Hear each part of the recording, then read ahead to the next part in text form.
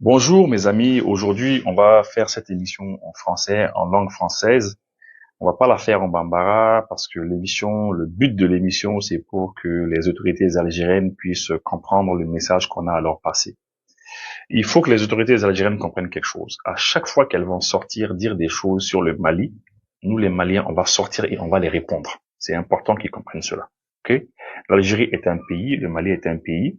Nous sommes, c'est vrai, des pays frères, mais la fraternité, elle finit lorsque l'Algérie décide de soutenir des groupes armés contre l'État malien. C'est quand même dommage que l'Algérie euh, décide de soutenir des groupes armés. Imaginez un petit peu. C'est un petit peu comme si des Algériens prenaient des armes contre l'Algérie et que nous, les Maliens, on hébergeait ces gens-là et on soutenait ces gens-là.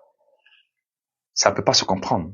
On ne peut pas comprendre qu'un pays qui a 1300 kilomètres de frontières avec nous soutienne des gens qui ont pris des armes contre notre État, contre le pays.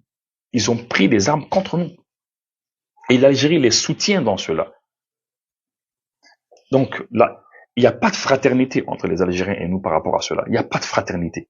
Il faut comprendre cela. Il faut comprendre cela. Voilà. Donc maintenant, on a vu un article dans un journal algérien qui s'appelle l'Algérie aujourd'hui. Voilà.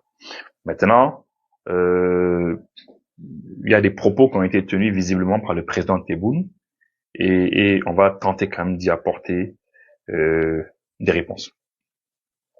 La situation dans la région du Sahel est une préoccupation majeure pour l'Algérie et une source de menace pour toute la région. Voilà. Et le titre de l'article, c'est Alger garde la main tendue au Mali. Bon, quand on met un titre comme ça, je ne sais pas si c'est les autorités algériennes qui ont demandé un titre comme ça ou bien si c'est les journalistes, je sais pas. Mais en tout cas, ce titre-là, main tendue, nous on n'a pas besoin de main tendue de l'Algérie. Hein. On n'a pas besoin de main tendue d'un pays qui passe son temps à soutenir des gens qui ont pris les armes contre nous. Hein. Voilà. Donc ils disent qu'ils sont préoccupés par toute la zone, par tout le Sahel et toute la zone qui est infestée de terroristes. Quand on soutient des terroristes hein, et après on dit que on est préoccupé par le terrorisme dans le Sahel, c'est un peu contradictoire quand même. Hein. Et c'est tout naturellement que le président de la République, Abdelmadjid Tebboune, a évoqué la problématique lorsque la question lui a été posée par le journal L'Opinion, plus précisément sur le Mali, dont les autorités ont provoqué une détérioration des relations avec l'Algérie. Voilà. Vous voyez, parce qu'il y a un journal qui s'appelle L'Opinion. Apparemment, la question a été posée à Tebboune, le président algérien. Voilà, et puis il a dit qu'il est préoccupé par ce qui se passe chez nous, etc. Et voilà, parce que ce qui se passe chez nous, ça se passe un petit peu aussi dans le sud de l'Algérie. Hein. Et je précise que c'est un article qui est récent, hein, c'est fait le 4 février 2025. Voilà, donc voilà. Et puis ils disent que c'est le Mali qui a détérioré les relations entre l'Algérie et le Mali. Et disons, voilà, c'est ça, que le Mali a détérioré les relations entre nos deux pays. Ouais. C'est facile d'accuser les autres. Hein. C'est facile de dire que c'est à cause du Mali, que les relations ne sont pas bonnes entre l'Algérie et le Mali. Non, c'est pas à cause du Mali. C'est important que le monde entier comprenne cela. Tous ceux qui comprennent français, c'est important qu'ils comprennent cela. Le but de l'émission, c'est ça. C'est pour que les pays de l'AES, tout le monde puisse comprendre. Le problème profond, c'est pour que nos frères togolais puissent comprendre la crise qui est entre le Mali et l'Algérie. C'est pour que les Béninois puissent comprendre. C'est pour que les Ivoiriens, tous ceux qui ne comprennent pas nos langues locales ici, le bambara, etc., c'est important qu'ils puissent tous comprendre ce qui se passe. Ce qui se passe, c'est que depuis 2012-2013, il y a des Maliens qui ont pris les armes contre le pouvoir central malien.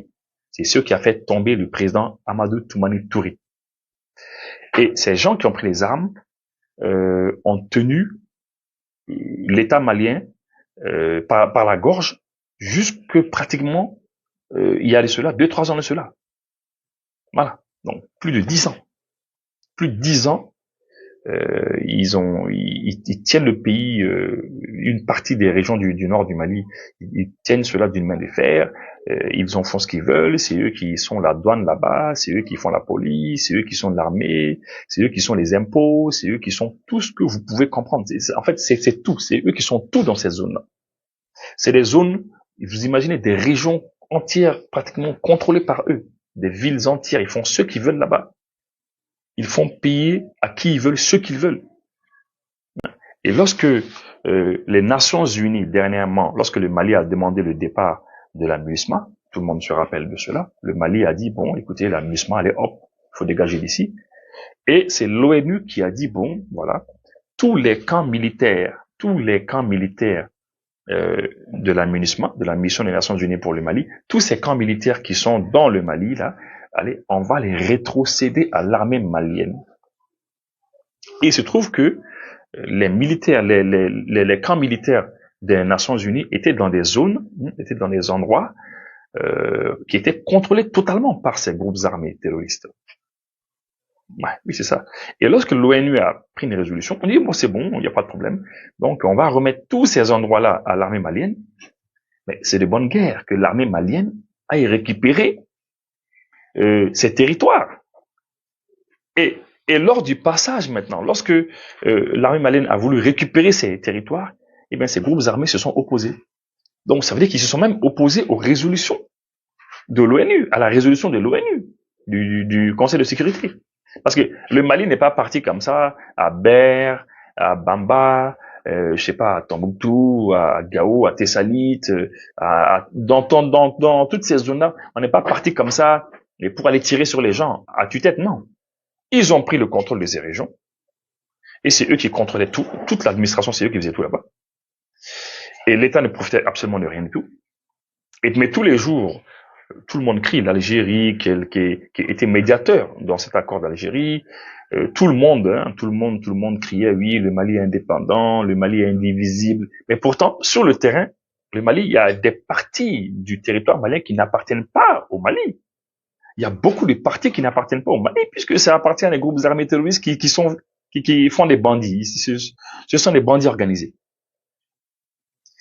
Et toutes les ressources naturelles qu'il y a là-bas, tant qu'ils peuvent les extraire, ils vont les extraire. Et puis, ils en jouissent comme ils veulent.